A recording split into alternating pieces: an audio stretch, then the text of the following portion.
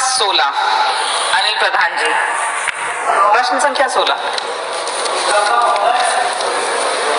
आपके माध्यम से सरकार से जवाब चाहेंगे, माननीय मंत्री जी से पूछना चाहेंगे। और जो मैंने प्रश्न लगाया था कि सरकार द्वारा उत्तर प्रदेश अधीनस्थ सेवा चयन आयोग लखनऊ द्वारा विज्ञापन संख्या फलाफला में प्रारंभिक अर्हता परीक्षा पीईटी क्वालिफाइंग एग्जाम कराया गया और 2 वर्षों से लगातार उस एग्जाम को कराया जा रहा है। और पूरे सदन के और सभी सदस्य इस बात को जानते होंगे कि जो मैंने प्रश्न पूछा था कि 2 साल में हमारे बहुत सारे बहन भाई इस परीक्षा को उत्तीर्ण किए हैं, तो मेरा एक तो ये सवाल था कि जो उसकी वैधता 1 साल के लिए, क्या उसको बढ़ाने पर सरकार विचार करेगी कि उसकी वैधता 1 साल से 5 साल कर दिया जाए।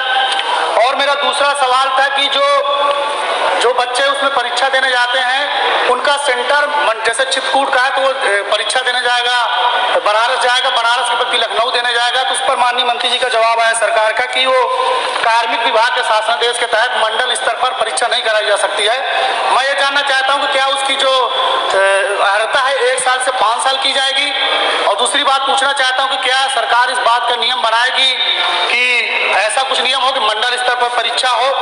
साथ ही अभी सरकार से मैंने अभी पूछा था कि पिछले 20-21 में टेट पास परीक्षार्थी बच्चों को कितने लोगों को सरकारी नौकरी दी गई। मंत्री जी का जवाब आया कि 4264 बच्चों को दिया गया। तो मैं माननीय मंत्री से निवेदन करूंगा कि कितने जो बच्चों को नौकरी मिली उसकी जानकारी पटल पर हो। मैं आपके माध्यम से बताना चाहूँगा कि पेट की परीक्षा में बहुत से बच्चों की मृत्यु हो गई, क्योंकि जिस प्रकार से ट्रेनों में और सड़कों के माध्यम से लोग परीक्षा सेंटर में गए, बहुत सारी घटनाएं घटी। एक बांदा का लड़का था ओम प्रकाश मिश्रा, उम्र 25, पुत्र अभिलाष मिश्रा निवासी बांदा, उसकी मृत्यु हो गई। क्या ऐसे लोग जो जिनकी उन घटनाओं में मृत्यु हुई उनको सरकार कुछ मुआवजा देगी।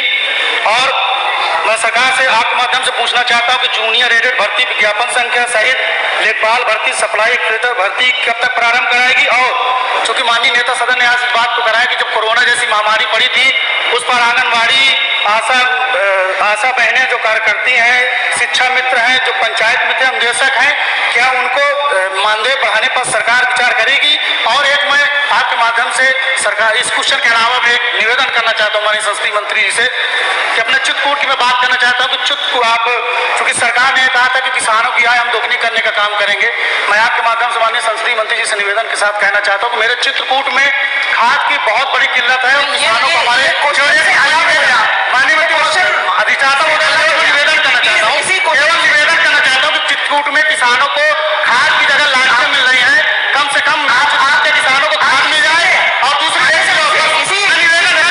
निवेदन करना चाहता हूँ माननीय मंत्री जी से कि हमारे चित्रकूट में जिला अस्पताल समेत सभी अस्पतालों में मैं माननीय मंत्री जी से भी मिला था कि हमारे स्कूल में हमारे जिले में जो अस्पताल उन पर डॉक्टर दे दें। अब इन दोनों विषय पर भी मैं वो प्रश्न अलग लीजिएगा। और माननीय मंत्री जी, माननीय अध्यक्ष जी, आपने जो पूछा कि अपने मंडल में ही परीक्षा कराना चाहिए, 1 साल से 5 साल वाला तो हमने जवाब दे दिया।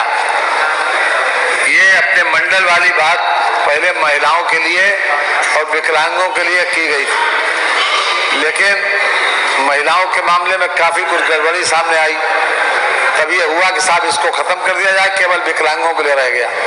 जो दिव्यांग हैं उनके लिए तो केवल यह है कि वो अपने जनपद में दे सकते हैं, लेकिन बाकी लोग अपने मंडल से बाहरी परीक्षा देंगे। ये प्री एलिजिबिलिटी टेस्ट, एक पूरी बात हो जाए तो अभी नहीं। दूसरा आपने पूछा कि 4264 का कहाँ इसका क्या मतलब कितने लोग कहाँ लगाए गए, तो मैं इसका ब्रेकअप दे दूं।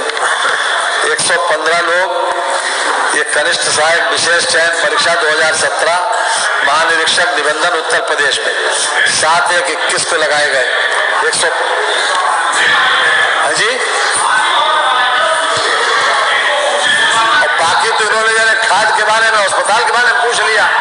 खाद और नहीं, इसमें खाद अस्पताल कहाँ है इसमें? अरे पूछा नहीं तो खाद अस्पताल कैसे आएगा इसमें? माननीय अध्यक्ष, इन्होंने क्वेश्चन दूसरे भी जी, अब मैं वही इसीलिए आ गया हूँ सर।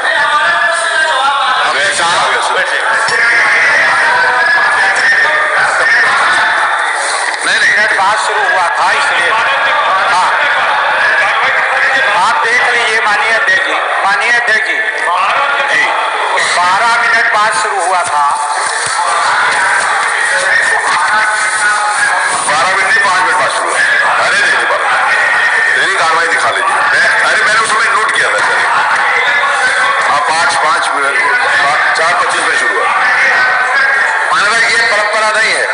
परंपरा ये है कि अगर 11:10 पे अगर शुरू हुआ तो भी 12 बजे तक चलेगा मालूम, यही परंपरा है मालूम।